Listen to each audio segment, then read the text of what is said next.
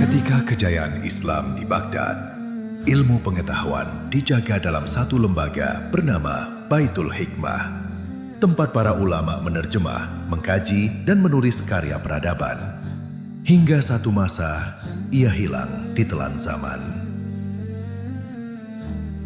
Kini, semangat itu bangkit kembali. Bukan sekadar perpustakaan, ini adalah cikal bakal kejayaan. Tempat lahirnya generasi penghafal, pengkaji, dan pewaris ilmu yang akan membangun peradaban.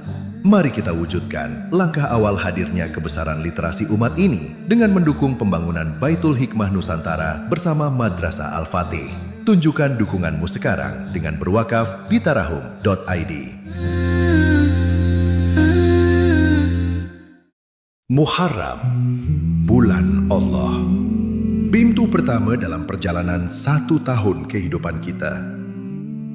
Namun berapa banyak Muharram yang berlalu tanpa ilmu, tanpa arah, tanpa perubahan. Maka dari itulah kini hadir sebuah e-book karya ilmiah, Kalender Ketaatan di Bulan Muharram, karya Ustadz Iwan Setiawan, LC. Panduan untuk memahami Muharram, menghidupkan Asyura, dan menata langkah ketaatan sejak awal tahun. Karya yang bukan sekedar bacaan, tapi menjadi panduan amal kehidupan. Dapatkan sekarang juga di tarahumstore.id. Karena permulaan yang baik adalah pertanda penutupan yang baik.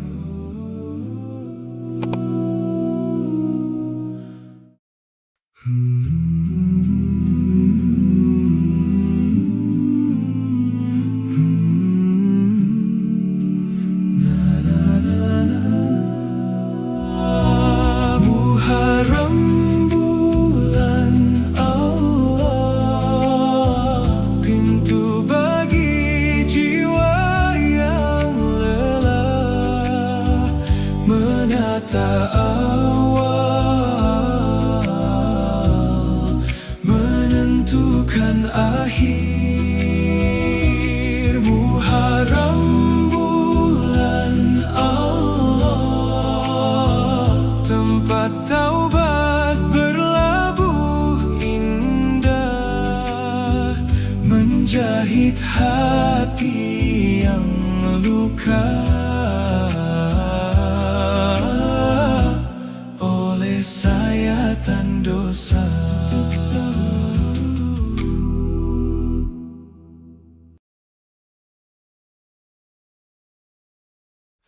Assalamualaikum warahmatullahi wabarakatuh.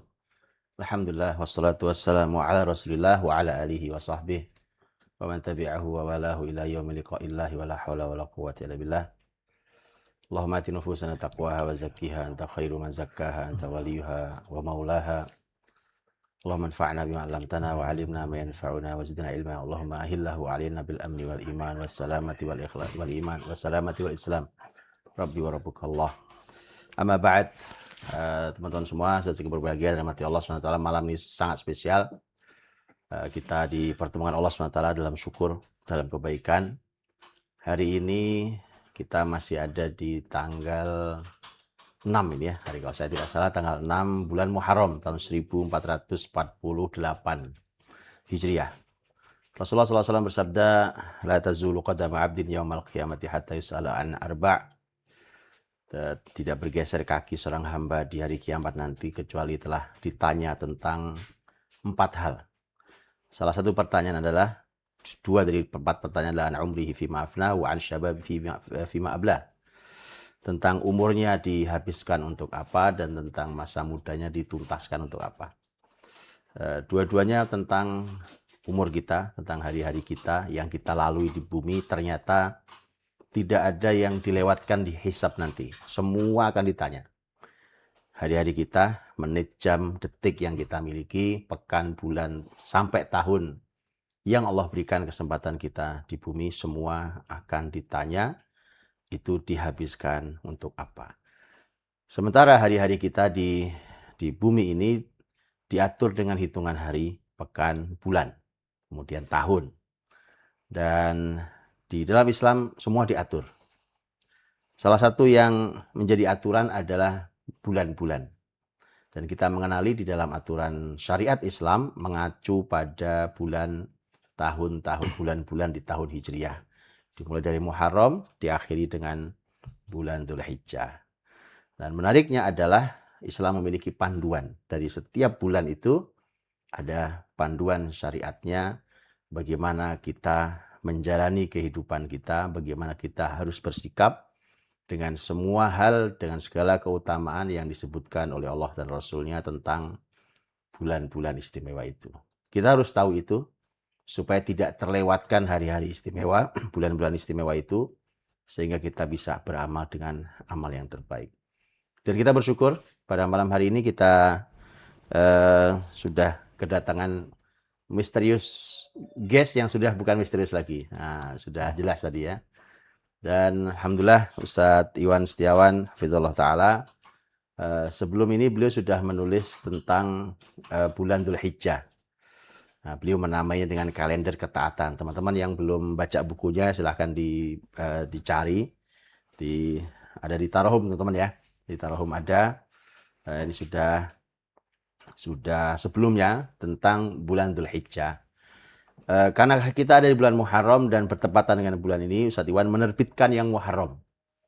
Jadi tentang kalender ketaatan. Ini semuanya akan ada kalender ketaatan. Kita akan nanti setiap bulannya, supaya kita, keluarga kita itu ada panduan. Jadi kita tahu kita masuk bulan apa, maka kita buka. Kita di bulan Muharram, kita buka panduan di bulan Muharram. Ada apa di bulan Muharram? Bagaimana kita harus bersikap? Adakah keutamaannya? Adakah yang harus kita hati-hati di bulan itu? Dan seterusnya. Dan malam hari kita akan membahas yang Muharram. Ini sebagai buku baru yang teman-teman yang ikut malam hari ini bersyukur sekali karena kita baru meluncurnya malam hari ini. Baru kita munculkan hari ini. Ya, dan sudah tidak bersabar dialog dengan Ustadz Iwan kita ya. Kita akan minta ilmunya karena cukup detail dan sangat detail apa yang beliau tulis, baik yang tentang Dzulhijjah ataupun yang tentang bulan Muharram. Ini kita sapa misterius yang bukan misterius lagi. Tamu istimewa kita malam hari ini Ustadz Iwan Setiawan hafizallahu taala. Assalamualaikum Ustadz Iwan. Assalamualaikum warahmatullahi wabarakatuh. Ustadz Iwan barakallahu fikum. Terima kasih banyak Ustadz sudah menyumbangkan karya ilmu buat umat ini. Saya sudah baca buku tulisan Bu Antum, walaupun mungkin belum detail, tapi saya sudah baca dan menarik sekali isinya. Teman-teman harus baca ya, harus baca dan beberapa kita ungkap malam hari ini. Nanti detailnya silakan baca sendiri. Ya, beberapa saja kita akan coba ungkap isinya apa saja. Mungkin saya akan mewakili teman-teman untuk bertanya kepada Ustadz Iwan ya, ilmunya di beliau nih ya. Saya malam ini posisinya bertanya kan, sama-sama dengan teman-teman, sama-sama kita bertanya pada beliau. Ustadz Iwan, ini perlu ini Ustadz. Pertama, ini kan kita antum menamakan dengan kalender ketaatan Ustadz ini. Nah, mungkin bisa sampaikan dulu Ustadz nih. Kenapa kita namai dengan antum namai tentang kalender ketaatan, kemudian dipecah berdasarkan bulan-bulan Ustadz. Baik. Bismillahirrahmanirrahim. Alhamdulillahirabbil alamin. Wassalatu wassalamu ala nabiyil mursalin. Mohon izin Kiai untuk menyampaikan. Barakallahu fikum. Alhamdulillah hari ini saya bahagia sekali bisa dibersamai oleh guru kita Kiai Budi Asari. Dan ini juga menjadi kebahagiaan bagi saya karena mengingatkan pada waktu yang sudah berlalu lama Kiai. Alhamdulillah sejatinya ini adalah ide dan inspirasi serta ilmu yang Kiai sampaikan dahulu. Saya alhamdulillah masih mengingat di mungkin 2012-an bahwa Kiai sangat konsen dan sangat ingin sekali bahwa ada kalender atau ada pembahasan tentang kalender Hijriyah yang itu menjadi kurikulum bagi kaum muslimin secara umum atau kurikulum bagi sekolah maupun keluarga kaum muslimin. Masya Allah. Itu saya masih ingat Kiai. Kalau dahulu mungkin namanya kalender kebaikan Kiai. Oh gitu ya. Kalender kebaikan. Saya sudah lupa. Berarti ini cerita 13-14 tahun lalu saja ya. Iya Kiai. Alhamdulillah untuk wujudkan sekarang. Barakallahu fikum. Alhamdulillah ini dulu kami Kiai menamai kalender kebaikan dan alhamdulillah saya sampai hari ini masih menyimpan slide yang saya buat terkait kalender kebaikan ini dan alhamdulillah Allah takdirkan mewujudkan dengan bentuk tulisan. Luar biasa. Di bulan Dzulhijjah dan di bulan Muharram hari ini. Udah 2 bulan Ustaz ya? 2 bulan, Kiai. Lanjut. Dan sekali lagi saya sangat bersyukur, Kiai. Alhamdulillah, ini sekali lagi ini mudah-mudahan jadi jariah bagi guru Ya kita, Rob. Kiai, Ya Rob. yang telah menginspirasi kami untuk menulis buku ini. Dan memang, Kiai, kalau kita melihat di dalam Islam, Islam sangat memperhatikan waktu, bagaimana kemudian juga para sahabat sangat memperhatikan waktu, sampai mereka bertanya kepada Rasulullah SAW, yas'alunaka anil ahillah, qul hiya mawaqitu linnasi wal hajj. Mereka bertanya tentang hilal, tentang bulan baru, maka kemudian Allah Subhanahu wa taala menyampaikan kepada Nabi bahwasanya hilal itu adalah mawaqit linnasi wal hajj.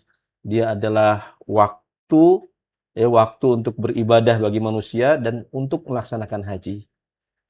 Artinya bahwa para sahabat itu sangat memperhatikan tentang waktu-waktu hilal, tentang waktu bulan Hijriah.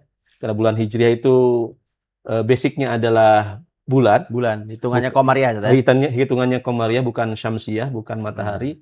Dan ternyata Allah Subhanahu wa taala mengatakan bahwa bulan-bulan Hijriah itu adalah mawaqit linnas. Dia adalah waktu-waktu untuk manusia. Mikot untuk manusia, batasan waktu untuk beribadah bagi manusia, terlebih adalah ibadah haji. Maka disitulah kita akan melihat bahwa ternyata bulan-bulan Hijriah itu sangat erat kaitannya dengan ketaatan, Kiai. Makanya ini saya menyebut ketaatan. Ini juga saya ingin menyambung kembali, Kiai. Memang ide itu, Kiai, agak lama terkubur, Kiai. Oke. Lalu kemudian alhamdulillah qadarullah Allah takdirkan saya mendengar podcast Kiai dengan Walid dengan Encang. Oke. Yang bercerita tentang bulan Dzulhijjah, leadership itu, Kiai. Nah, disitulah Walid, melalui lisan Walid muncul kalimat kalender ketaatan. Kalender ketaatan, Masya Allah. Kalau dulu kan kalender kebaikan. Dari lisan Walid, Allah Subhanahu wa taala bimbing, lahirlah kalimat kalender ketaatan. Dan disitulah kemudian kita akan melihat ternyata memang banyak ketaatan yang Allah sudah arahkan kepada kita di setiap bulan-bulan Hijriah.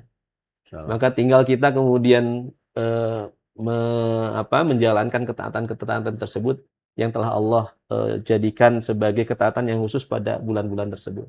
Masya Allah. Jadi memang ini berdasarkan hilal-hilal, Ustaz ya? Betul, Kiai. Kalau hilal itu kan berarti kan awal bulan. Bulan, hitungan tahun berdasarkan bulan. Betul, Kiai. Komariah, karena hilal itu untuk bulan, bukan untuk matahari. Dan ternyata di sana ada ruang-ruang ibadah yang berbeda-beda setiap bulan. Betul, Kiai. Karenanya antum namanya dengan kalender ketaatan. Betul. Dan ini insya Allah sudah dapat 2 bulan. Insya Allah. Sisa 10 bulan. Masya Allah. Masya Allah. Dimudahkan, insya Allah. Doanya, Kiai. Dimudahkan, ini luar biasa. Ini luar biasa. Teman-teman, ini detail sekali dan bukan hanya harus ibadah apa. Kita kenalkan dulu tentang bulan ini, tentang semua peristiwa yang kita akan coba ungkap hari ini, insya Allah ya. Ustaz Iwan, ini kalender ketaatan ini menjadi sangat jelas. Kalau gitu targetnya seperti yas'alunaka 'anil ahillah tadi itu. Betul. Pertanyaan tentang hilal itu ternyata jawabannya adalah itu memang ruang-ruang ibadah. Betul. Makanya menjadi kalender ketaatan. Baik, Ustaz Iwan. Ini kan penamaan, karena itu juga tulis di buku saya tentang Muharram ini. Atau memulainya dari tentang bulan itu sendiri gitu ya. Betul. Muharram itu sendiri. Betul. Gitu ya, dengan semua sejarah tentang mengapa namanya Muharram. Sedikit dulu ya, sedikit aja tentang bulan ini, Ustaz. Sejarah, kan ini kan penamaannya sebenarnya dimulai dari Arab, Ustaz ya. Masyarakat Arab mulainya. Ya, betul. Nah, mungkin ada yang bisa sampaikan, Ustaz-nya. Ini memang Muharram itu bukan sembarangan bulan. Dia adalah bulan istimewa. Karena Allah yang mengistimewakan. Begitu pula kemudian dia bulan terpilih karena memang Allah yang memilih. Ternyata kalau kita melihat di dalam sejarah peradaban Arab atau secara umum peradaban manusia, ternyata Allah Subhanahu wa taala telah menetapkan 12 bulan dalam setahun, yaitu ketika Allah Subhanahu wa taala menciptakan langit dan bumi.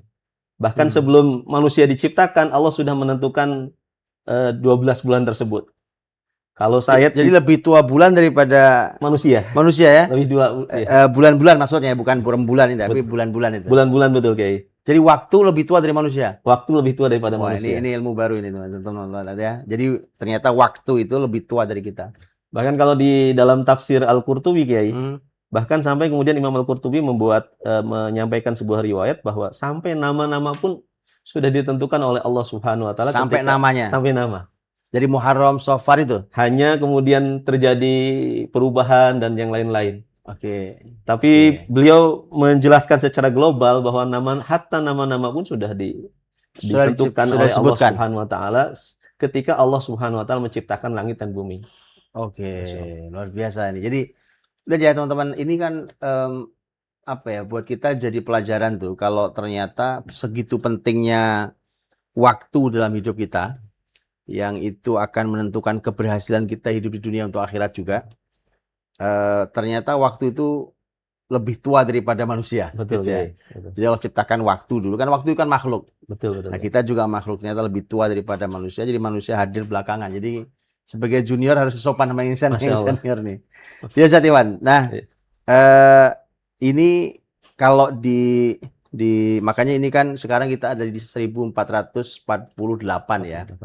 Hijriah, berarti kan dihitungnya dari hijrah Nabi saat ya. Hijrah Nabi, betul. Dari hijrah Nabi SAW. Jadi Nabi itu hijrah 1448 tahun lalu. Betul. Nah, itu momentum besar hijrah. Dan akhirnya kemudian biasanya kalau di Indonesia kita tahu ini momentum untuk peringatan tahun baru hijriah gitu ya. Nanti bicara hijrah segala macam di banyak kajian-kajian, Masya Allah. Nah, menarik saat ketika Muharram tuh dijadikan sebagai awal tahun, Ustaz ya. Karena juga antum bahas ya di buku tentang, kan sebenarnya Nabi waktu masuk ke Madinah itu kan momentum hijrah, Ustaz ya. Betul, Kan bulannya bukan Muharram, Ustaz ya. Bukan Muharram. Iya. Jadi teman-teman, jadi Nabi ini data nih, fakta ya nih. Bahwa Nabi itu waktu hijrah ke Madinah itu bukan bulan Muharram. Berangkatnya bukan Muharram, nyampe bukan bulan Muharram juga. Nah, pertanyaannya ketika tema kalender itu saat nanti antum tolong ceritakan juga, mengapa akhirnya ini kesepakatan para sahabat saat ya? Betul. Kenapa akhirnya para sahabat Nabi SAW radhiyallahu anhum ajma'in itu sepakat untuk menjadikan awal tahun Hijriah itu Muharram? Bukan bulan ketika Nabi sampai ke Madinah, gitu Ustaz. Baik, Kiai. Tapi saya terlupa tadi, Kiai. Apa tuh? Yang tadi dalam peradaban Arab sebenarnya tadi. Oh, iya, betul. Iya. Gimana? Kalau dalam peradaban Arab, Kiai, Muharram itu dahulu sebelum dirubah itu namanya Mu'tamir. Atau dalam riwayat yang lain atau penamaan yang lain disebut dengan Natik.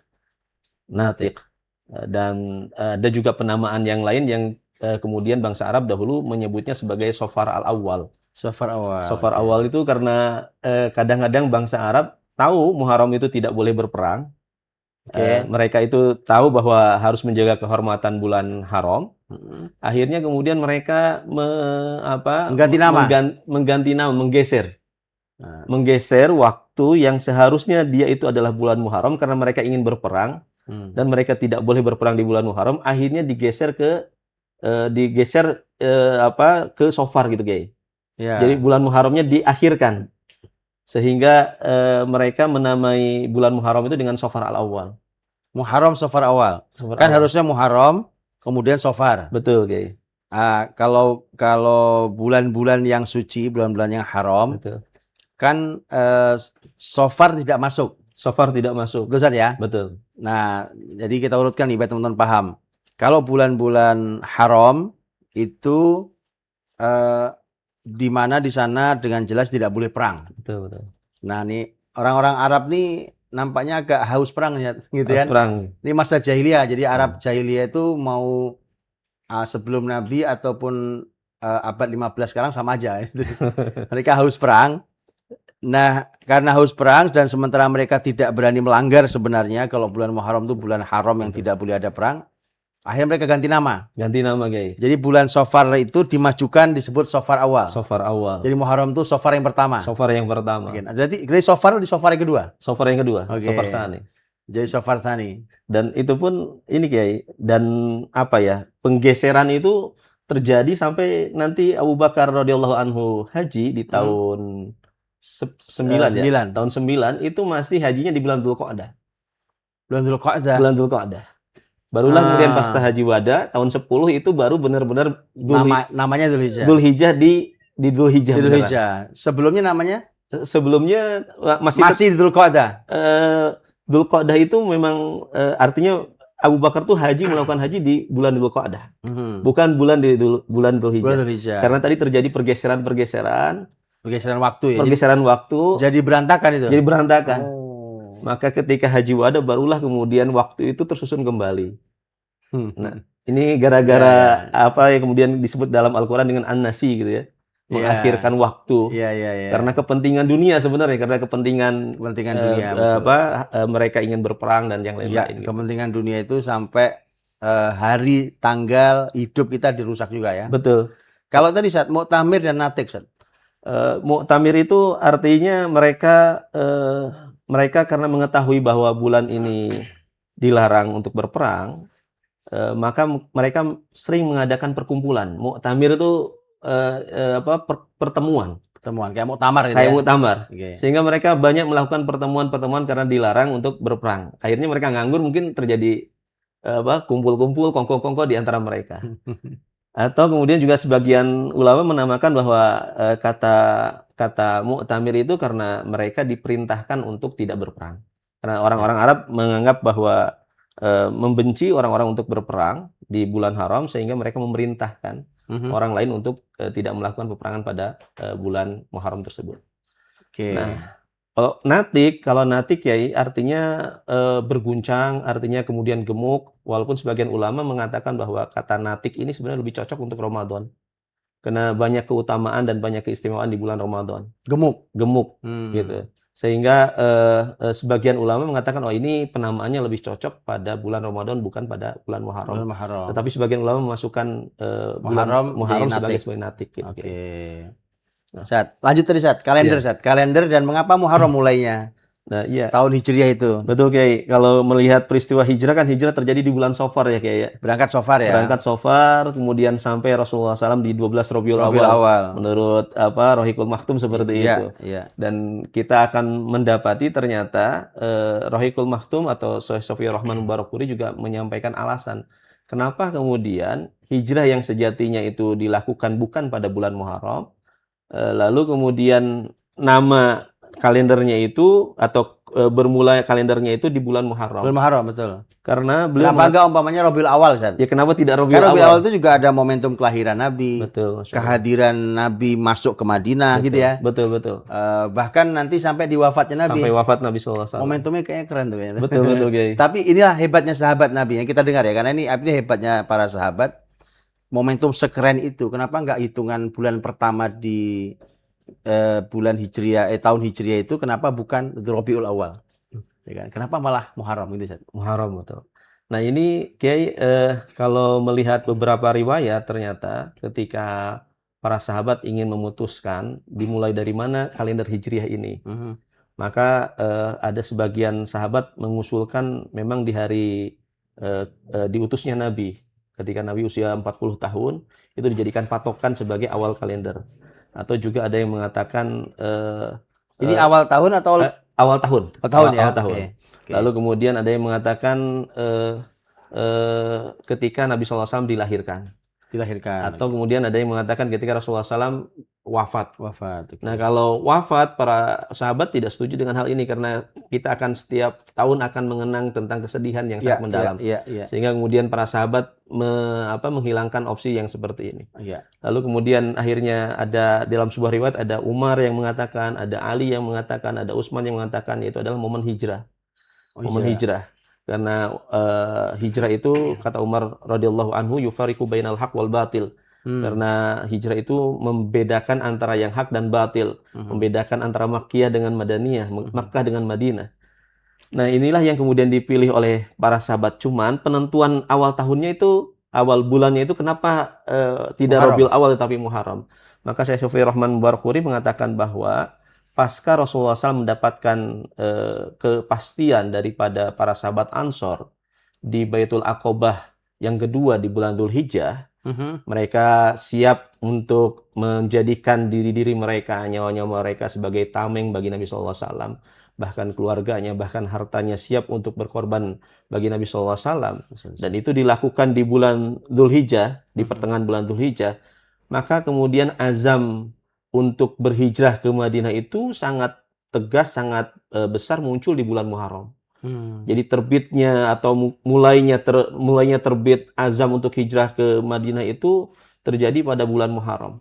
Maka inilah yang kemudian menjadi alasan kenapa kemudian bulan Muharram dijadikan sebagai awal bulan di kalender tahun Hijriyah atau di kalender Hijriyah.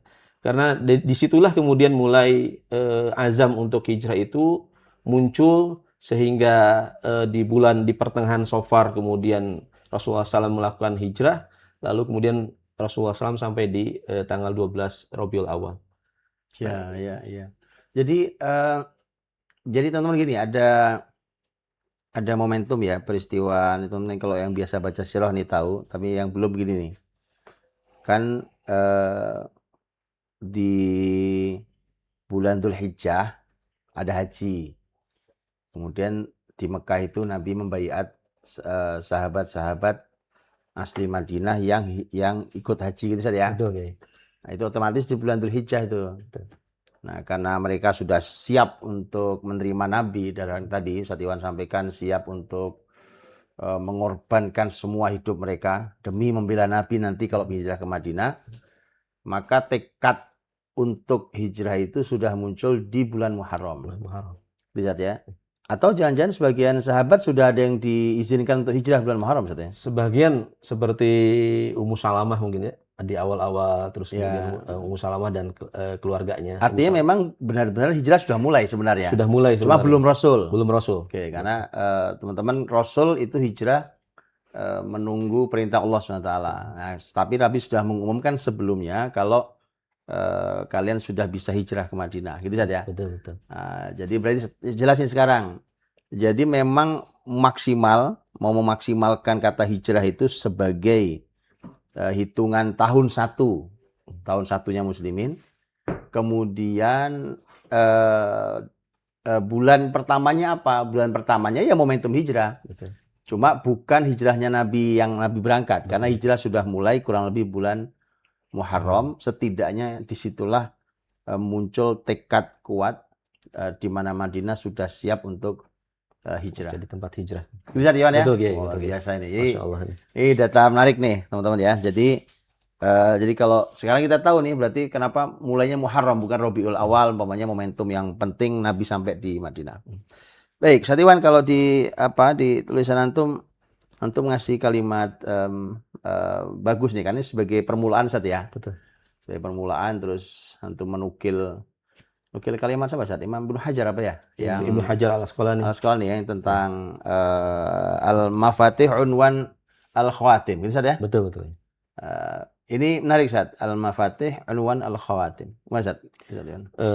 Iya Kiai, memang salah satu keistimewaan bulan Muharram itu adalah dia menjadi awal bulan dari satu tahun yang memang kita mesti harus memperhatikan, karena memang permulaan itu menentukan ujung daripada sebuah perjalanan. Beberapa kalimat ulama yang kemudian saya dapati, misal dari Ibnu Hajar Al-Asqalani, beliau mengatakan bahwa Al-Fawatih Unwanul Khawatim. Bahwasanya pembukaan itu adalah tanda penutupan. Artinya beliau ingin mengatakan pada kita, walaupun dalam konteks yang lain, Kiai, tapi kami bawa ke dalam tema Muharram ini, bahwasanya memang pembukaan itu jika baik, maka dia menjadi pertanda penutupan yang baik. Jadi kalau seandainya kemudian di bulan Muharram ini kita memaksimalkan ibadah kita, ketaatan kita kepada Allah Subhanahu wa taala, baik ibadah yang sifatnya dengan Allah atau dengan muamalah sesama manusia dengan baik, maka itu menjadi pertanda bahwa akhir dari waktu kita itu juga akan seperti itu.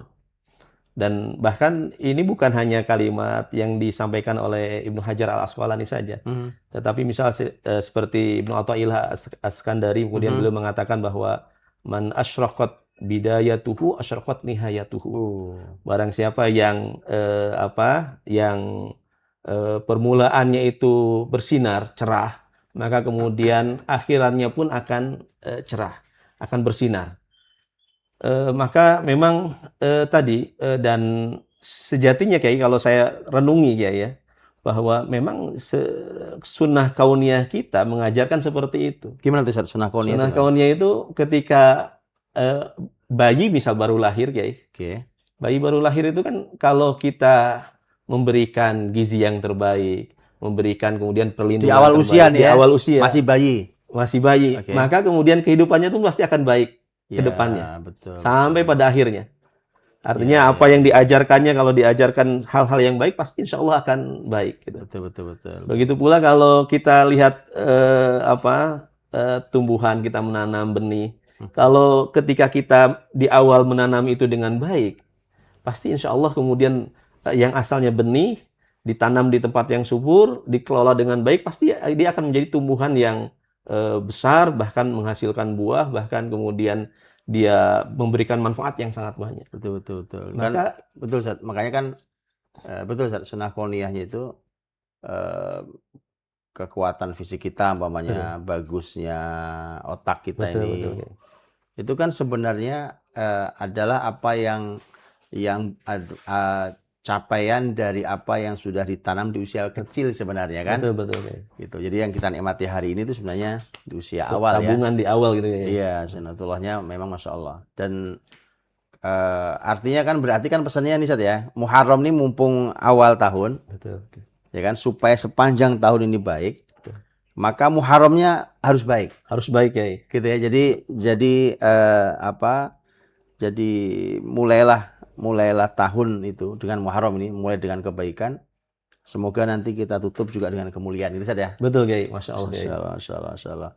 Jadi kan itu juga sebenarnya sama dengan ini Ustaz ya, sama dengan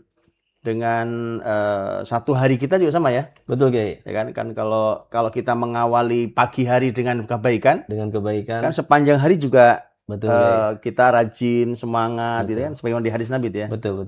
Ya. Ada kalimat para ulama Kiai, yaumuka mithlu jamalik. Harimu seperti tungganganmu, seperti untamu. In amsakta awwalahu tabi'aka akhirahu.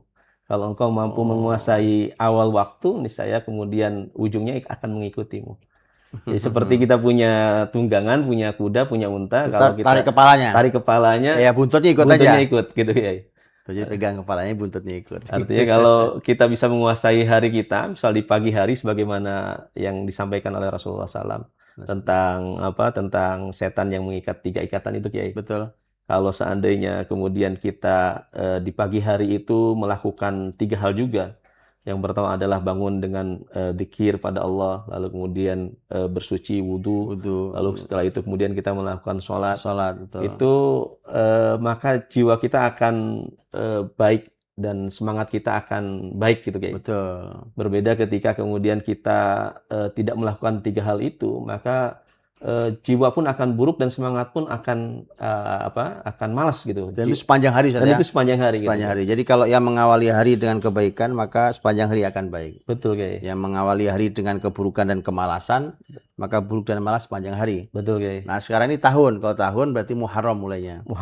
Ketika Muharram ini kita isi dengan kebaikan, mumpung masih awal Muharram Ustaz. Betul Kiai. Ya kan, dengan kebaikan maka kita berharap sepanjang tahun sampai kita tutup tahun 1448.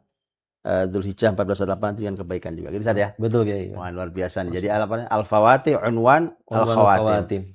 Jadi pembuka adalah tanda penutup. Itu pembuka adalah tanda penutup. Baik Ustaz Iwan, ini kan bulan termasuk ini Ustaz ya, 1 dari 4 bulan haram ya Ustaz ya. Betul Kiai. Ya, teman-teman kita tahu di Quran ada Allah sampaikan tentang 4 bulan haram. Berarti mulainya kalau kita hitung 3 yang berturut-turut berarti dari mulai Dzulqa'dah, Dzulhijjah, bulan haji, Dzulhijjah, kemudian Muharram. Kemudian 1 yang terpisah Rajab.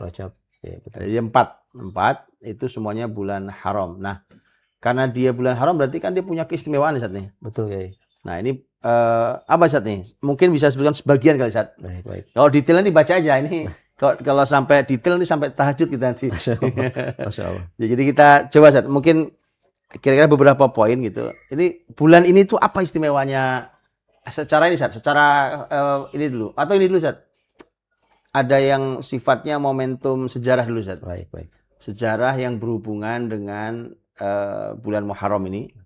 Sebelum nanti kita bicara tentang fadhail atau keutamaan di bulan Muharram. Baik, Kiai. Masya Allah, ini memang lagi-lagi kita ini Kiai ya, Masya Allah, Allah Ta'ala sudah memberikan kesempatan terbaik buat kita, yaitu adalah bulan Muharram, karena memang bulan yang memiliki banyak keutamaan, dan termasuk juga adalah bulan yang memiliki banyak catatan sejarah terbaik. Sejarah yang banyak gitu Kiai, sejarah besar gitu. Bahkan uniknya Kiai kalau melihat dari kata Asyura itu sendiri, Asyura atau kemudian Asyura itu berarti 10 Muharram. 10 Muharram. Sebenarnya kan kalau dari kalimat, sisi kalimat bahwa kata Asyura itu udul. Artinya dia agak lain gitu ya. Tidak biasanya kan Kiai ya. Harusnya kan kalau hari ke-10 ya Asyir, tapi dia menggunakan pola fa'ul. Nah, Ibnu Hajar Al-Asqalani mengatakan bahwa kenapa hari ke-10 di bulan Muharram tidak disebut dengan Asyir, tapi kemudian disebut dengan Asyura. Gitu. Salah satu beliau mengatakan bahwa itu adalah hiperbola, sebagai ada banyak lapisan keutamaan dan pengagungan di hari tersebut. Makanya para ulama menyebutkan banyak sekali lapisan-lapisan keutamaan dan pengagungan di hari tersebut, sampai ada seperti Imam Badruddin Al-Aini, lalu kemudian termasuk Ibnu Hajar sendiri menyebutkan tentang 10 nabi dan 10 peristiwa di dalam hari yang terjadi pada 10 hari pada hari ke-10 bulan Muharram di Asyura. Jadi karena tadi 10 nih, 10 ya. Tanggal 10 Muharram, 10 nabi dan 10 peristiwa. 10 peristiwa. Walaupun Imam Badruddin Al-Aini menambah beberapa peristiwa yang lain, guys. Tapi artinya bahwa banyak peristiwa yang besar yang kemudian terjadi. Di Asyura secara khusus. Di Asyura secara khusus. Contoh misal kalau kita melihat hadis yang masyhur yang sering kita dengar, pertama tentang melabuhnya perahu Nabi Nuh di Gunung Judi. Al-Judi. Yang itu juga Nabi Nuh itu turun ke daratan itu di tanggal 10 Muharram. Itu kan kapal teman-teman berlabuh di Wastawat Al-Judi, di Gunung Al-Judi itu. Itu kan air juga ada perlu waktu untuk turun. Turun zat ya, untuk surut ya. Betul, Kiai. Jadi wakilaya ardu blaima akwaya sama waqli'i wa ghidal ma. Betul. Jadi ada proses, Allah perintahkan bumi, Allah perintahkan langit, kemudian air surut. Betul. Nah, itu turun kapalnya tanggal 10 Muharram. Tanggal 10 Muharram. Oh, itu teman-teman ya. Dan itu nanti menjadi tanda peradaban manusia kedua. Peradaban manusia kedua. Ya, jadi kita ini semua anak turun Nabi Nuh sebenarnya. Ya, betul.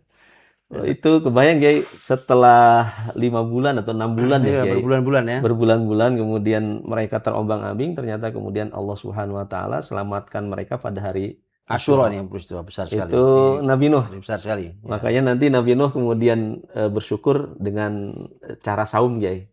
Saum juga ya. Saum, oke. Lalu kemudian ada peristiwa selamatnya Nabi Musa alaihissalam dari kejaran Fir'aun. Dan bukan hanya selamat sebenarnya, sampai Allah Ta'ala menenggelamkan Fir'aun di orang zalim ini. Di tanggal 10 Muharram juga. 10 Muharram. Jadi 10 Muharramnya Musa berarti selamatnya Musa dan Bani Israel. Betul, Kiai. Dan tenggelamnya pemimpin zalim gitu saja. Betul, Kiai. Ini pemimpin hati-hati. Nah, iya. Sekarang di tanggal 6 nih. Kita hitung ya. Ya 7, 8, 9, 10 kita lihat nih. Pemimpin zalim jatuh nih sebelum Muharram ya. Iya. Dan itu menjadi inspirasi banyak, Kiai. Oh gitu bagaimana kemudian 10 Muharram itu menjadi inspirasi untuk menegakkan keadilan dan menghilangkan kezaliman para pemimpin. Gimana, Ustaz? Nah, contoh misal Kiai dari inspirasi yang kemudian kita dapati juga adalah tentang syahidnya Husain radhiyallahu an di Karbala. Dan itu pun kan terjadi di 10 Muharram gitu. 10 Muharram. Di 10 Muharram, lalu kemudian peristiwa itu kan bukan ujuk-ujuk ya. Kalau kita melihat daripada beberapa hadis Nabi sallallahu alaihi wasallam, ternyata ada nubuat Nabi sallallahu alaihi wasallam yang kemudian menyatakan bahwa Husain meninggal memang di tanah tersebut. Jadi ketika Nabi sallallahu alaihi wasallam bersama dengan Ummu Salamah, lalu kemudian datang Jibril, menyampaikan bahwasanya kamu cinta terhadap dia ya, terhadap Husain. Lalu kemudian disampaikanlah bahwa Nabi sangat mencintainya, lalu disampaikanlah bahwa dia nanti akan meninggal dunia, lalu kemudian bahkan disampaikan tempatnya, yaitu adalah Karbala. Makanya Husain radhiyallahu anhu kemudian ketika beliau datang ke Karbala itu beliau bertanya, ini daerah apa? Karbala. Maka kata Husain, karbun wa balaun. Jadi karb yaitu adalah kesulitan, bala adalah ujian. Artinya tadi bahwa Husain sebenarnya ingin di awal ingin menegakkan ini menegakkan keyakinannya tentang kekhalifahannya kan gitu Kiai. Sampai dia datang ke Kufah, ternyata kemudian terjadi pengkhianatan oleh orang-orang Kufah. Nah, itu termasuk kalau kita lihat dalam sejarah Nabi kita, misal di Muharram itu hancurnya Khaybar. Masya Allah. Khaybar hancur, bahkan bukan hanya Khaybar saja. Kan Khaybar itu kan benteng terkuat terakhir ya Kiai, di Madinah ya. Yahudi. Itu Khaybar kalah di Muharram, bahkan pasca Nabi SAW menghilangkan kezaliman orang-orang Yahudi di Khaybar, itu juga Rasulullah SAW pasca itu kan beliau menyisir Yahudi-Yahudi di beberapa daerah yang lain, di Fadak dan yang lain-lain gitu. Itu satu. Yang berikutnya juga Rasulullah SAW ternyata mampu menghancurkan benteng Taif, Kiai. Yang kan kita tahu sejarahnya bagaimana Taif itu kan menjadi benteng yang sangat kuat sekali, yang tidak bisa dihancurkan nggak tembus-tembus oleh kaum muslimin. Ternyata itu juga selesai orang-orang Hawazin ketika kemudian kabur ke benteng Taif, dan itu terjadi Rasulullah SAW mampu mengalahkannya, dan itu terjadi di bulan Muharram. 10 Muharram juga. Bulan Muharram itu. Bulan Muharram ya, Kiai. Secara umum bulan Muharram. Bulan Muharram, Masya Allah. Artinya bahwa ya orang-orang kuat, orang-orang zalim, orang-orang salah yang kuat ternyata banyak bertumbangan di bulan Muharram nih, Kiai. Cakep ini. Ini bagus teman-teman ya. Ini ilmu belum pernah disampaikan nih, ya kan? Ini ilmu revolusi. Asal jangan makar aja. Makar. Kalau makar itu kalimat saya dipakai sama di Quran untuk biasanya kalimat yang tidak baik gitu ya. Yang tidak baik. Wa makaru wa makarallahu khairul makirin. Gitu. Tapi ini adalah sebuah perjuangan, sebuah jihad di mana meruntuhkan pemimpin zalim, penguasa zalim, benteng-benteng kezaliman itu ternyata Muharram bulannya. Sekarang nih bulan Muharram ya kan. Momentum besar salah satunya Asyura.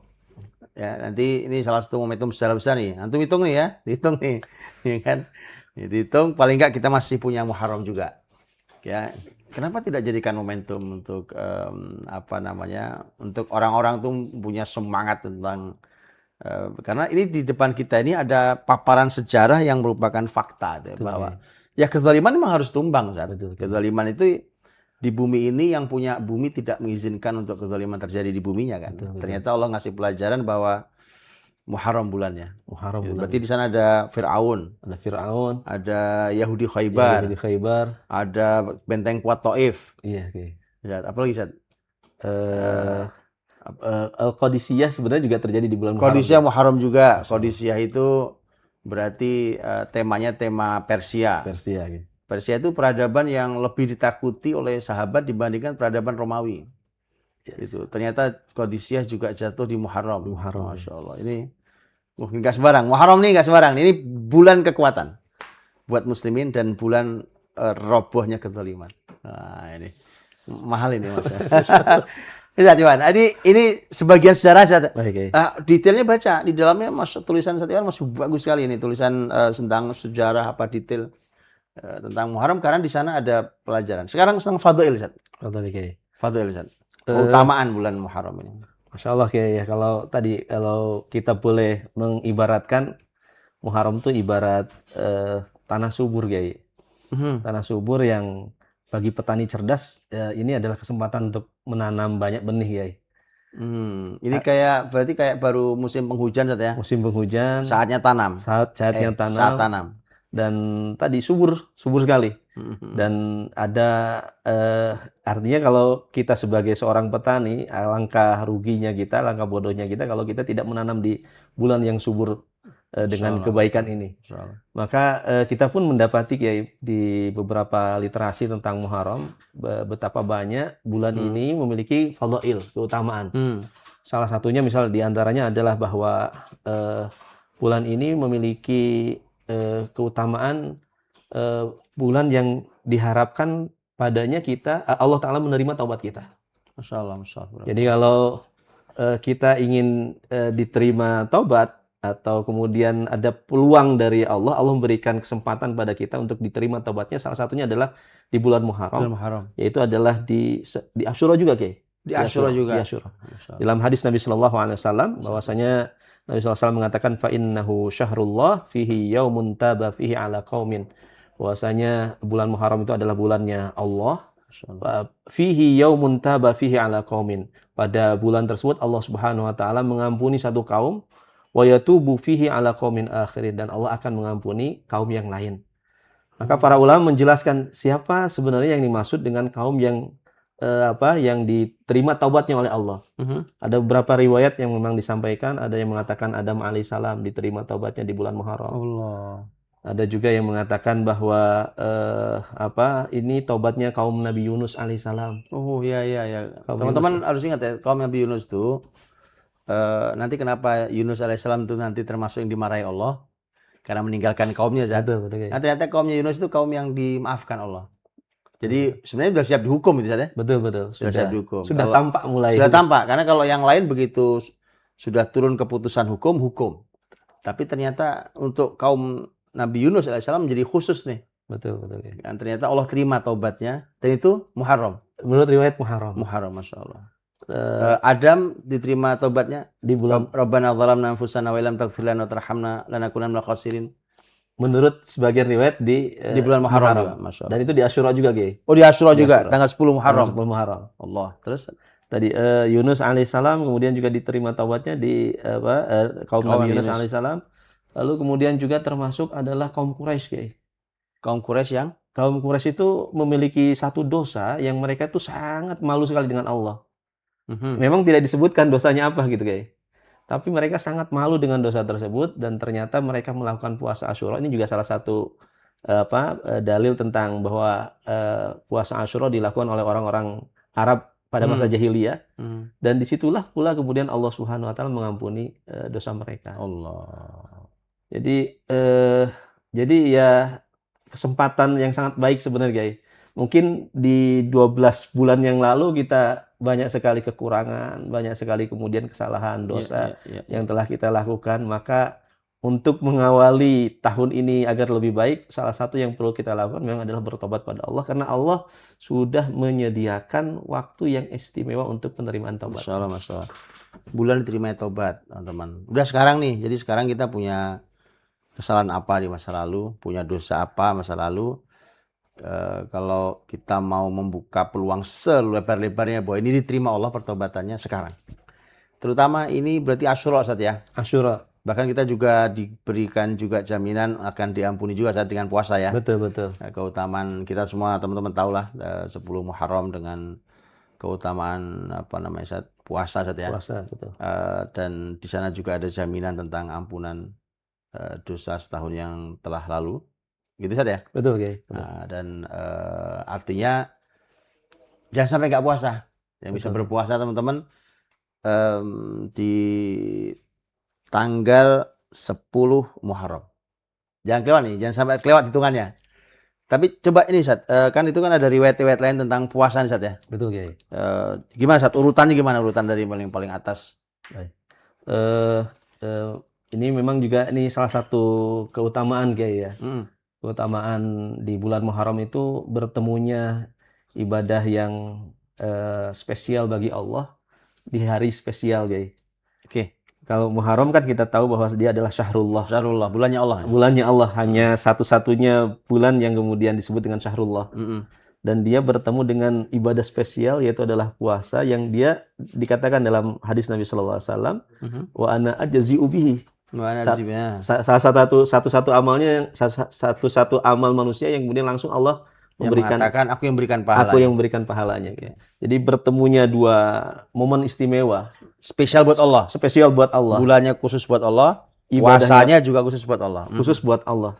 Sampai di dalam sebuah riwayat dikatakan bahwasanya Rasulullah SAW pernah ditanya, saum apa yang lebih baik setelah saum Ramadan? Maka Rasulullah SAW mengatakan, saumu Muharram, saum di bulan Muharram. Memang kalau kita melihat dalam adab atau kemudian hukum di bulan yang diharamkan oleh Allah, di 4 bulan yang diharamkan oleh Allah, itu memang dianjurkan untuk memperbanyak puasa, Kiai.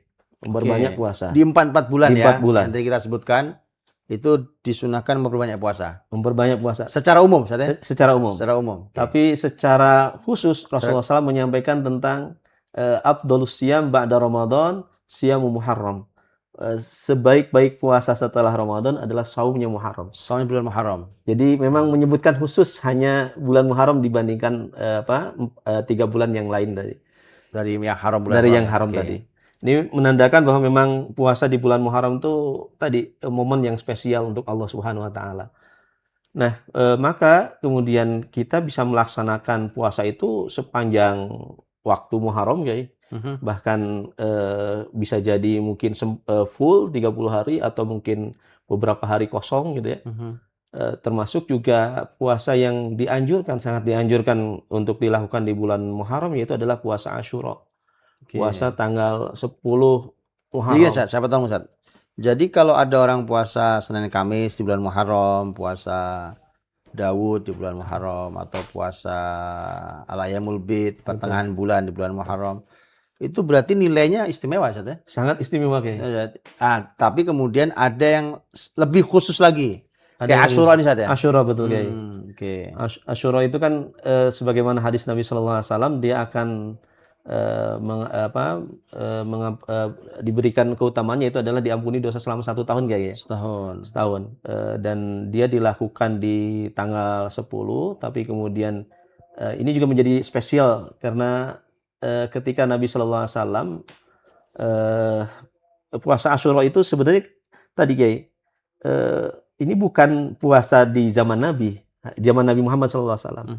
Bahkan di zaman sebelum Nabi Muhammad SAW itu sudah dilakukan. Kalau tadi Nabi Nuh alaihissalam dengan kaumnya puasa Asyura, berarti kan sudah zaman Nabi Nuh puasa Asyura itu. Bahkan saya mendapati riwayat, walaupun saya belum ini, Kiai, ya. Zaman Abi Adam tuh sudah mulai puasa Asyura gitu, Kiai. Puasa Asyura ya. Zaman Nabi Adam, terus kemudian Nabi Nuh, bahkan Nabi Ibrahim alaihissalam. Karena orang-orang Quraisy kan adalah anaknya anak cucunya Nabi Ibrahim alaihissalam. Maka kemudian dapat dipastikan bahwa Nabi Ibrahim mengerjakan puasa Asyura, termasuk di Ibnu Hajar mengatakan misal Isa alaihissalam juga melakukan puasa. Musa juga. Musa alaihissalam melakukan puasa Asyura, lalu kemudian Isa alaihissalam mengikuti syariatnya Nabi Jadi Musa seluruh nabi puasa soalnya. Asyura itu. Luar biasa. Terus lanjut. Sampai kemudian di masa jahiliyah orang-orang Arab juga berpuasa Asyura. Tuh, orang Arab berpuasa. Nabi SAW ketika sebelum diangkat menjadi nabi, itu juga melakukan puasa Asyura. Orang Bani Israel kan juga puasa, Ustaz. Orang Bani Israel puasa Asyura. Lalu kemudian Nabi sampai ke Madinah, Nabi pernah mewajibkan puasa Asyura menurut sebagian riwayat. Betul. Nabi mewajibkan. Jadi ada yang menyampaikan bahwa ini adalah puasa yang wajib sebelum Ramadan. Sebelum Ramadan. Nanti kemudian ketika turun syariat Ramadan, yaitu di tahun 2 Hijriah, barulah kemudian puasa Asyura ini sifatnya sunnah. Nah, nanti kemudian ketika di tahun 10 mungkin ya. Tahun 10 kemudian Nabi SAW ketika melihat para orang-orang Yahudi berpuasa di Asyura, lalu kemudian Nabi SAW mengatakan bahwa saya akan berpuasa sehari sebelumnya, atau dalam riwayat yang lain sehari setelahnya. Tapi qadarullah kemudian Allah Subhanahu wa taala menjemput Nabi SAW.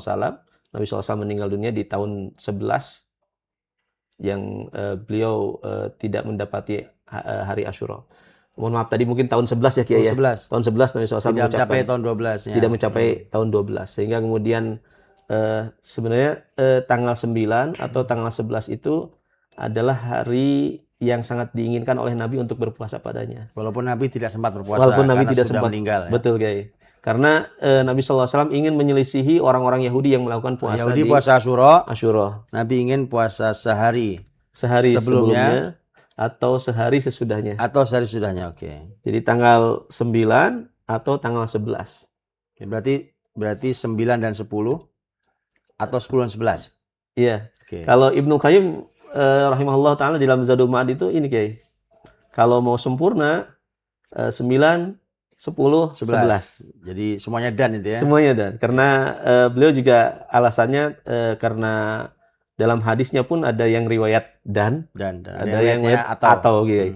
Itu satu. Yang kedua juga sebagai kehati-hatian, khawatir salah dalam menentukan awal hilal di bulan Muharram. Berarti kalau diurutkan berarti gimana, Ustaz? Minimal 10 Muharram. Minimal 10 Muharram. Oke, jadi teman-teman jangan lupa minimal. Jadi kalau mungkin jangan sulit kelewat melakukan puasa. Oke, jangan kelewat 10 Muharram. Itu puasanya kurang lebih puasanya seluruh nabi dan puasanya seluruh bangsa itu. Iya, Masya Allah. Itu 10 Muharram. Itu minimal 10 Muharram. Oke.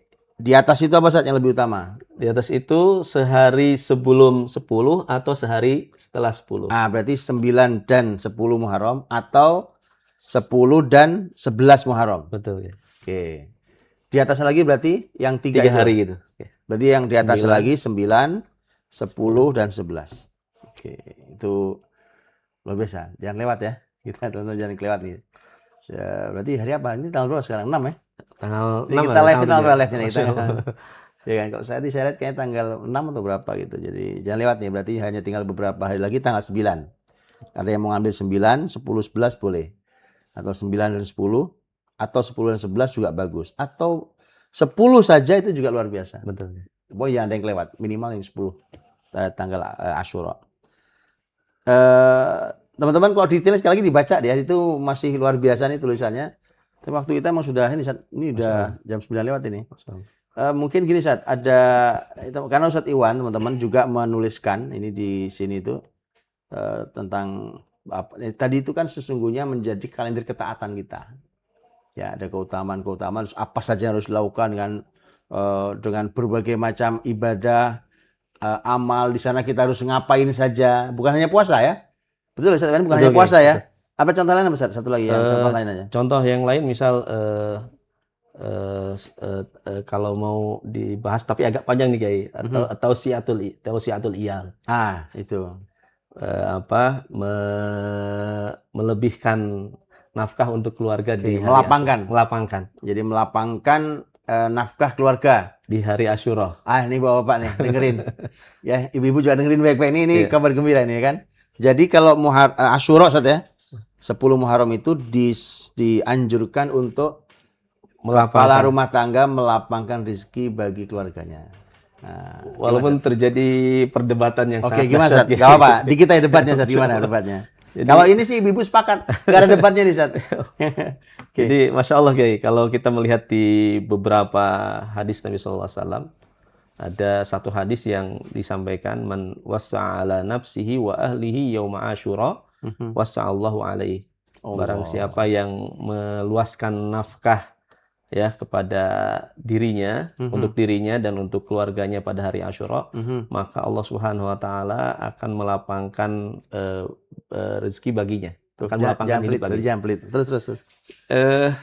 Memang ini Masya Allah Kiai, saya agak ngeri-ngeri juga ini membahas ini Kiai. Gimana? Karena memang para ulama berbeda pendapat tentang tausiatul iyal ini, tentang melapangkan nafkah ini di hari Asyura ini, sampai bermula pada pemahaman tentang derajat hadis ini. Ya. Sebagian mengatakan, seperti Imam Ahmad bin Hanbal, lalu kemudian juga Ibnu Taimiyah, lalu kemudian juga banyak para ulama yang lain termasuk Ibnu Rajab Al-Hambali mengatakan bahwa hadis ini adalah lemah bahkan sampai pada maudhu, falsu.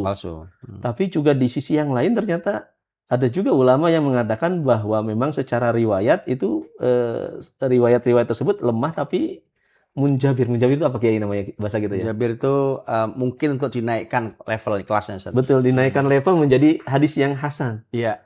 Nah, ini juga yang berbicara seperti As-Suyuti rahimahullah, As-Sakhawi rahimahullah, bahkan kemudian Ibnu Uyainah, bahkan kemudian itu ulama hadis semua itu. Hufad, Masya Allah. Itu semua hufadul hadis. Al-Baihaqi sampai mengatakan demikian, Kiai. Masya Allah. Jadi banyak sekali kemudian di antara para ulama tersebut, di kelompok para ulama, ada yang mengatakan dia tadi adalah lemah sampai maudhu, ada yang mengatakan dia hasan. Sehingga kemudian saya membaca ada dua buku sebenarnya Kiai. Saya lupa nama judulnya, ini kelemahan saya Kiai. Jadi ada dua buku tersebut membahas tentang Tausiatul Iyal ini, sampai beliau berkesimpulan bahwa secara derajat hadis-hadis yang berkaitan dengan Tausiatul Iyal ini adalah hasan. Dia naik level bukan dhaif tapi hasan. Itu satu. Yang kedua, kemudian juga para ulama bahkan dari kalangan sahabat itu telah membuktikan hal tersebut. Jabir bin Abdillah, beliau mengatakan bahwa saya telah mencoba ini dan benar. Saya telah, Kalau anak sekarang bilang wuks. ya gitu.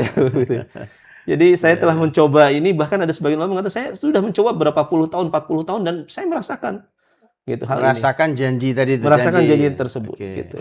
Bahwa siapa yang melapangkan rezeki buat keluarganya, maka Allah lapangkan buat dia juga. Betul, Kiai. Tuh, jadi yang mungkin kalau ada yang rezekinya agak sempit ya kan, apalagi masa-masa harga-harga naik begini ya kan. Cobain. Siapa tahu kayak Jabir bin Abdillah ya kan. Betul, Kiai. Betul. Tanggal 10 Muharram, Asyura itu dilapangkan rezekinya buat keluarganya. Betul. Siapa tahu rezekinya tas 1 tahun itu lapang.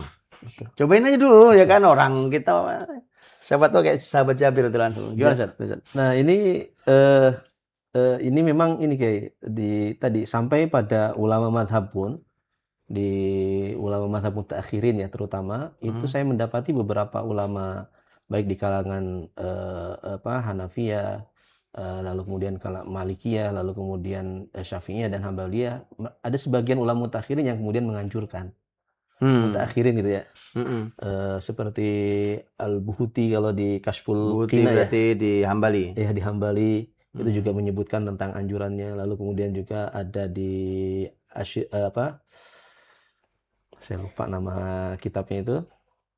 Beberapa ulama Abu Zakaria Yahya Ansari. Ya. Itu di Syekhul Islam Zakaria Ansari di Asy-Syafi'i, beliau juga menyebutkan tentang hal tersebut, termasuk di Ibnu Abidin Hanafi juga menyebutkan tentang anjurannya. Itu kibar ulama madhab itu. Makanya saya ketika membahas ini tuh gimana ya Kiai, karena yang berbicara yang membolehkan juga bukan sembarangan orang gitu. Ya.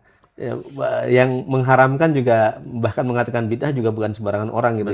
Betul. Jadi tapi tadi saya melihat beberapa para ulama sudah tajarub, sudah mencoba hal tersebut dan itu terlaksana dan mereka merasakan hal tersebut. Ketika Ibnu Taimiyah kemudian memfatwakan bid'ah sampai maudhu hadisnya, Suyuti membantah dengan satu bukunya gitu Kiai. Ya. Jadi artinya ada terjadi khilaf di antara para ulama biasa, tentang hal para ini. Ulama begitu biasa. Jadi kalau seandainya mereka pun melakukannya, itu mungkin dengan syarat ya tidak berlebihan, Kiai. Tidak memaksakan. Ya, para ulama memberikan syarat, jadi jangan memaksakan. Jadi kalau sudah punyanya hanya seperti itu ya sudahlah gitu, jangan memaksakan supaya kemudian kita bisa melakukan melapangkan nafkah di hari itu. Dan jangan berlebih-lebihan juga, Kiai. Siap. Pokoknya lapangkan aja. Kan dia sesuatu menjadi bid'ah kan ketika dia diyakini sebagai bagian dari agama, Ustaz. Betul kan? Itu kalau mengikuti yang mengatakan bid'ah, dan juga bukan sembarang ulama, itu orang besar. Kalau seseorang melapangkan rezeki buat keluarganya di Asyura gitu, dia lapangkan saja. Gitu. Kalau ternyata yang benar sisi Allah adalah pendapat yang anggap yang mengatakan bahwa itu ada sunnahnya, ya kita akan dapat itu dengan keutamaan janjinya. Kalaupun nanti menurut yang mengatakan bahwa hadisnya maudhu, kita juga tidak terkena stempel bid'ah juga, karena kita tidak menganggap itu bagian dari agama. Kan itu saja. Betul, Kiai. Udah dilapangkan aja lah kan. Dilapangkan kan, ya kan. Ini kalau hikmahnya memang kayak ini kayak banyak para ulama misal menyampaikan tentang hikmahnya adalah berkaitan dengan peristiwa Nabi Nuh, Kiai. Apa itu, Ustaz? Ketika Nabi Nuh alaihissalam itu ketika mereka turun dari kapal itu, itu kemudian Nabi Nuh menyiapkan menyiapkan tempat yang terbaik gitu, Kiai.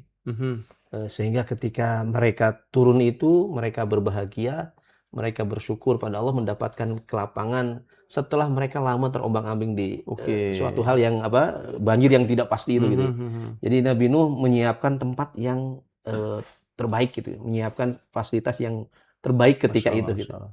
Maka kemudian kalau seandainya kita melapangkan keluarga kita di hari itu ya seperti kita ingin meniru, mencontoh apa yang dilakukan oleh Nabi Nuh terhadap keluarganya gitu. Luar biasa. Jadi teman-teman itu kan bayangkan ya,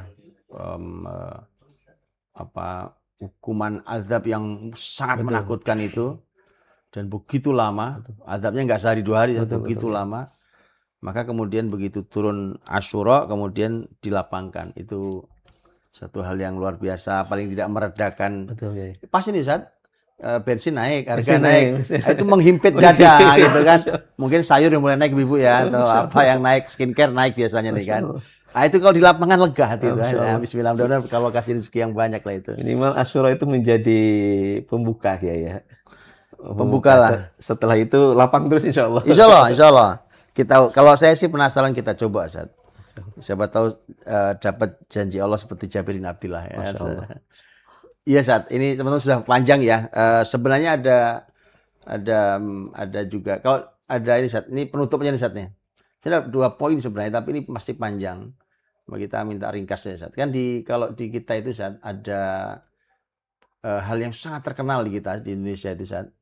Bahwa bulan Muharram itu bulannya anak yatim gitu Ustaz. Oh, oke. Ya kan, bulannya anak yatim. Nah, ini mungkin bisa dijelaskan Ustaz Iwan. Ini di buku Ustaz Iwan ada teman-teman. Ini bisa dibaca dengan lebih detail nanti. Gimana Ustaz Iwan tuh? Iya Kiai. Lebaran anak yatim ya Kiai ya. Lebaran anak yatim istilahnya itu, Masya Allah. Kalau lebaran anak yatim biasanya itu di kita di daerah Betawi Kiai ya. Ini seluruh Indonesia. Seluruh Indonesia ya Kiai. Di Indonesia bulan Muharram itu lebaran anak yatim. Memang Di kampung saya juga lebaran anak yatim. lebaran anak yatim sama. Kiai. Jadi kalau melihat dari asal muasal Kiai, saya juga memang itu mencari beberapa literasi yang menyampaikan hal ini secara khusus Kiai. Oke. Memang saya tidak mendapati secara khusus, tapi saya mendapati beberapa referensi, ada beberapa website pesantren-pesantren senior Kiai. Ya. Yang kemudian menjelaskan tentang asal muasal daripada lebaran anak yatim itu. Memang berasal daripada satu hadis yang disampaikan memang tentang Muharram Kiai, tentang Mas'hur Ras al-Yatim itu. Jadi mengusap kepala anak yatim di hari Asyura itu mendapatkan pahala sekian gitu. Nah, jadi para kiai atau kemudian para asatid yang kemudian melihat hadis ini menerjemahkannya dengan lebih luas Kiai, tidak hanya mengusap kepala anak yatim tapi kemudian memberikan kebahagiaan bagi anak yatim. Kalau hadisnya mengusap kepala anak yatim. Itu artinya menyenangkan. Ditambah dengan hadiah. Betul. Betul. Nah, tetapi kemudian menjadi pertanyaannya bagaimana status hadis ini? Oke. Nah, kalau kita melihat di beberapa penilaian para ulama, memang para ulama mengatakan bahwa hadis ini dhaif, bahkan bukan hanya dhaif, cenderung kepada hadis maudhu, hadis lemah. Dan palsu hadisnya. Hadis palsu, hadis palsu. Jadi setelah itu kemudian saya coba cari Kiai, sebenarnya ini hanya di Indonesia atau hanya juga berlaku di luar Muharram itu sebagai hari lebaran anak yatim. Saya coba cari, ternyata kalau di dunia Arab malah lain Kiai. Di dunia Arab yang saya dapati itu, misal di Mesir itu Jumat pertama di bulan Juni itu adalah hari anak yatim. Juni Kiai. Okay. Dan itu kemudian tersebar menjadi kebiasaan di beberapa negara di Arab Timur Tengah gitu Kiai. Jadi saya coba cari beberapa referensi, apakah ada misal Idul Yatama gitu. Saya belum mendapati hal tersebut, tetapi hanya mendapati khusus di Indonesia. Okay. Nah, khusus di Indonesia dengan alasan atau dengan dalil tentang keutamaan mengusap kepala rambut anak yatim di hari Asyura. Nah, kalau melihat dari sisi itu Kiai, kalau saya pribadi mencoba menyimpulkan bahwa ketika kita menjadikan hadis dhaif dalam fadhail amal itu kan ada butuh syarat ya kayak ya. Ya. Ada 3 syarat yang kemudian disampaikan oleh beberapa para ulama. Salah satunya adalah dhaifnya tidak boleh berat. tidak ya? boleh berat. Sedangkan hadis maudhu adalah atau hadis palsu adalah dhaifnya sangat berat sekali gitu. Sehingga tidak bisa dijadikan alasan atau landasan bagi kita untuk meyakini ada sebuah keutamaan untuk secara khusus di bulan Muharram untuk berbakti untuk memberikan kebahagiaan kepada anak yatim. Kalau berdasarkan hadis ini, termasuk juga para ulama menyampaikan tentang anak yatim ini berdasarkan pada hadis tadi kayak man wasa'a ya lahu, barang siapa yang melapangkan rezeki buat keluarga ya, rezeki buat dirinya dan keluarganya, maka Allah melapangkan. Itu juga menjadi salah satu bagian hadis yang disampaikan oleh para ulama tentang hari Lebaran anak yatim. Jadi kalau saya pada kesimpulannya, saya pribadi nih Kiai ya, memperhatikan anak yatim itu kapan saja, di mana saja dan kapan saja.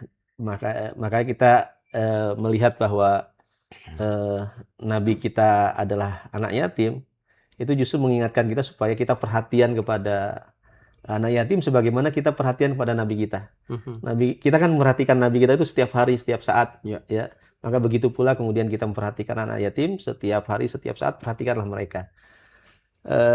Artinya bahwa kapanpun bisa dilakukan, termasuk hari Asyura pun bisa dilakukan. Itu.